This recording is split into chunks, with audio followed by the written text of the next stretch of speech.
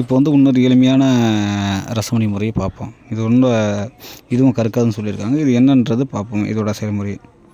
இப்போ வந்து வெள்ளி அரைப்பொடி இதில் என்னன்னாக்கா வந்து ராவண வெள்ளித்தூள் வந்து 5 கிராம் சொல்கிறாரு. இதை வந்து துருசு வந்து 50 கிராம், லிங்கம் வந்து 50 கிராம், பீரம் 20 கிராம், போரம் 10 கிராம். இது முதல்ல இந்த மூணுத்தையுமே வந்து தனியாக ரசம் பிரிச்சுக்கிறது.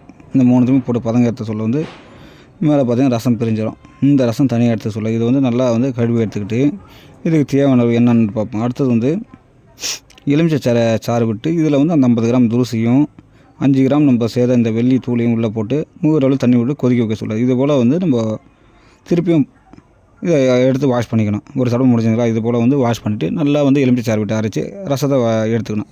இதில் வந்து ஒரு கொஞ்சமாக தான் கட்டியிருக்கும். திருப்பியும் மறுபடியும் அதே இரும்பு கடாயில் வந்து திருப்பியும் 50 கிராம் துருசை போடணும். துருசை போட்டு இந்த 5 கிராம் வெள்ளி ஏற்கனவே போட்டிருக்க மாதிரி அதையும் சேர்த்து இது போல் வந்து நம்ம 5 தடவை பண்ணணும்.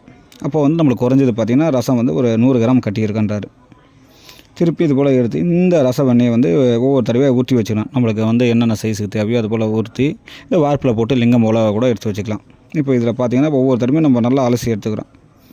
இது நல்லா அரைச்சி எடுத்துகிட்டு அதுக்கப்புறம் வந்து நம்ம சின்ன சின்ன மணியாக போட்டு எலுமிச்சை சாதத்தில் ஊற வச்சு எடுத்துக்கிறோம். 3 நாள் கழிச்சு பார்த்திங்கனாக்கா இது வந்து கல் போல் இறுக்கியிருக்கின்றார். இதை மேற்கொண்டு நம்ம சாரணைக்கே சொல்கிறார். என்னன்னு பார்ப்போமே அடுத்த ஸ்டெப்பு.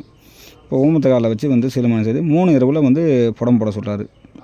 இதுக்கப்புறம் வந்து படிப்படியாக வரட்டி ஒவ்வொரு தடவைக்குமே வந்து ஒவ்வொரு வரட்டியாக எடுத்து சொல்ல 10 வரட்டி புடம் போட சொல்ல வந்து நல்லா கல் போல் இறுகிடுன்றார். இந்த ரசமணி வந்து கருப்பு வராது, பொன்னிறமாக இருக்குன்றார். ஏன்னா துருசலுக்கு அந்த செம்பு ஆஷம் சேர்ந்து வெள்ளியும் சேர்ந்ததில் வந்து 2 கலந்த பொன்னிறமாக இருக்கும். நீரில் போட்டாலும் இப்போ தங்க நிறமாக மாறுன்ற மாதிரி சொல்லியிருக்காரு. இந்த ரசமணிக்கு வந்து நம்ம மூலிகை சாரணை எல்லாம் நம்ம பண்ண முடியுமோ பண்ண நெருப்புக்கு நிற்க வச்சா எல்லாமே கைகூடன்று சொல்லியிருக்காரு. இது வந்து எளிமையான பாகம் தான். இது 2 பொருள் என்னென்னா துருசும் வெள்ளி பொடி தான் சேருது. அதனால் வாய்ப்புள்ளவங்க செய்து பாருங்கள். இதுலேயும் பார்த்திங்கன்னா 3 ரசம் சேருது. வீர ரசம், பூர ரசம், லிங்க ரசம். இது திருமூர்த்தி ரசம்னு சொல்லுவாங்க. இதை வந்து ஆய்வுக்கு நான் பதிவேன். இதை வந்து நம்ம சிவலிங்கம் வழிபட சொல்ல சகல செல்வம் கிடைக்குன்னு சொல்லியிருக்காரு. எளிமையான பாகம் தான் செய்து பாருங்கள்.